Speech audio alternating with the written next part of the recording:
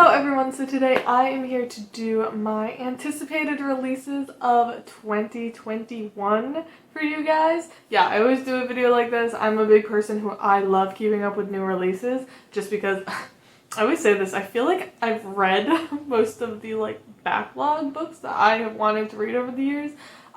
There's very few that I'm still kind of oh, I should buy and read that. Mostly it's Asian literature because I'm always I gotta read that at the perfect time. But yeah, I always keep up with new releases and classics, and that's kind of my thing. So I obviously have a pretty long list of anticipated releases for 2021. I think one or two of these will have been out when this video is posted, but they're not out yet. So yeah, let's just get right into it. I'm gonna be going in order of release date. As of right now, I do not know if these books are going to get pushed back in the future. This is January 17th. So as of right now, this is when these books are coming out. So yeah, let's get on into it. I have quite a long list, and I do apologize if I don't know what every single book is about. That's just how this goes. A lot of these are authors that I like, or just heard about from someone else and put it on my list. You know what I mean? So yeah, let's just try it out. So the first book I have is Last Night at the Telegraph Club by Melinda Lowe, which comes out on January 19th. And this is queer historical fiction. I believe that takes place in either New York or LA or something. And listen, queer historical fiction, that is the only keywords I need to pick up a book. So yeah, I've actually never read anything by Melinda Lowe, so I am interested to try her out because I feel like she's a pretty well-liked author in the book sphere. So that is our first one, and I think that will be out by the time this video is up. Another one that comes out on January 19th is Winter Keep, I think, which is by Kristen Kishore, and this is the fourth book in the Graceling Realm series. Listen, I read the Graceling Realm books back in middle school, and I loved them, but I never thought we were going to get another one, so I've unhauled all those. I have no plans of rereading them, but I feel I really want to check out this new book just to kind of get a little bit of nostalgia. I feel over the last, since the pandemic started, everyone just is looking for that little bit of nostalgia, which is why it was so nice when Ballads of Songbirds and Snake and Midnight Sun came out. I feel that this is kind of in that realm of I just want to go back to that world that I used to love when I was in middle school. So yeah, I am really interested in this one, but I don't plan on rereading anything, so who knows if I can even read it.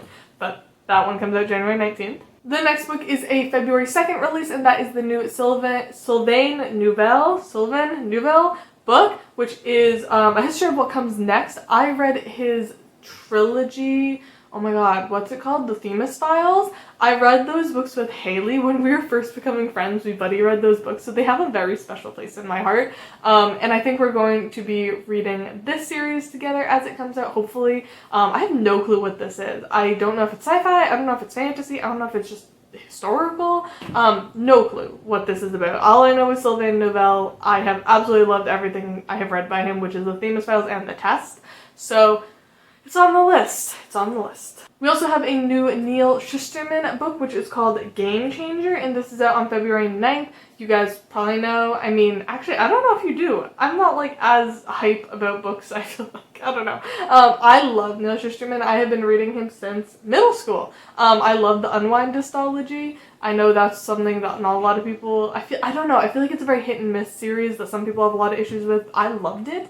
And I also obviously loved all of his scythe books. And I also read a couple of his other previous ones when I was in middle school. So again, this is an author that I always just pick up. Oh, The Dry that came out a couple years ago, I also really loved. So I feel like all of his books are at least a 4 or 5 star for me. They're just so fun, but they also have such amazing social commentary. I feel like he does such a good job of being YA, but also interest adults too. So that's on the list. No clue what it's about though. The next one comes out on March 9th, and that is Olive by Emma Gannon. This is a book that came out in the UK in 2020, and I just keep seeing UK people talking about it, and it looks great. I think it's about kind of not a coming of age, but kind of a mid-20s what do I do with my life book, which, I mean, hey, I'm gonna be 24 this year, so I don't know, it's just one of those books I keep seeing everywhere, and I think it's also the fact that I can't read it, so it's making me really want to read it. You guys get that sometimes when you're told you can't do something, so you just want to do it more? That's kind of what this book is to me. But it's also gorgeous and it looks really interesting, so I want to check it out. We have a new Olga Tokarczuk book being translated into English. I think it comes out March 10th, and it's called The Books of Jacob. I think one more book by her might be getting translated this year. I don't know. Tell me if I am right or wrong about that one. But yeah, this is a new Olga Tokarczuk book. You guys know that she's my new favorite author besides Murakami, so obviously I'm going to pick up her books anytime they're translated into English. I wish there was more, like, media coverage of her books, because I feel like I have to go through the recesses of the internet to find any information about her or her books or their releases. Like, there's one book by her, I think it's like House of Day and Night, that I swear is translated into English, and I cannot find it anywhere. So yeah, I obviously am gonna pick up her new book when it's translated into English. Oh, we have our Peter Pan retelling coming out March 23rd, which is Lost in the Neverwoods by Aiden Thomas, and obviously I wrote my thesis on Peter Pan adaptation, so I am done with that. Obviously I am graduated, but in my PhD I do plan on keeping up my Peter Pan stuff, Peter Pan bullshit, so there's quite a few Peter Pan retellings on this. I don't know what this one is, just a retelling. I'm gonna read it. I read all the Peter Pan retellings. Welcome to my channel. We have a new Murakami short story collection coming out April 6th, and it's called First Person Singular Stories, and I am getting an arc of this. I love Knopf so much. I've gotten 2 Murakami books now. Basically, since I started making videos on him, I've gotten his 2 new releases, which was Killing Commendatore and now First Person Singular. And oh my god, there's nothing else I get from being on YouTube or BookTube other than a couple Murakami books. I am perfectly fine with that. I don't love short story collections, so I am a little nervous about this one, but you guys can be expecting a review from me on this release date. Next up we have we're skipping up to May 6th, and that is One Last Stop by Casey McQuiston. McQuiston? I feel like I'm saying that weird. This is the author of Red, White, and Royal Blue, which I read 2 summers ago, I think, and I really liked it. It was a queer male-male romance featuring like the president's son and the queen's son or something like that, right? American, the UK. This is a female-female romance by the same author, and I just thought that Red, White, and Royal Blue, like everyone else did, was just super, super cute. So I would love to read a female-female romance by the same author. Sounds like it's gonna be great. And then I have The Chosen and the Beautiful by Ni Vo, which is a queer and Asian rep in historical fiction book, which comes out June 21st. I have never read anything by this author. I have not really heard about this author, but I heard queer, Asian, historical fiction. Again, what other keywords do I need? Queer, historical fiction, I will take any of it.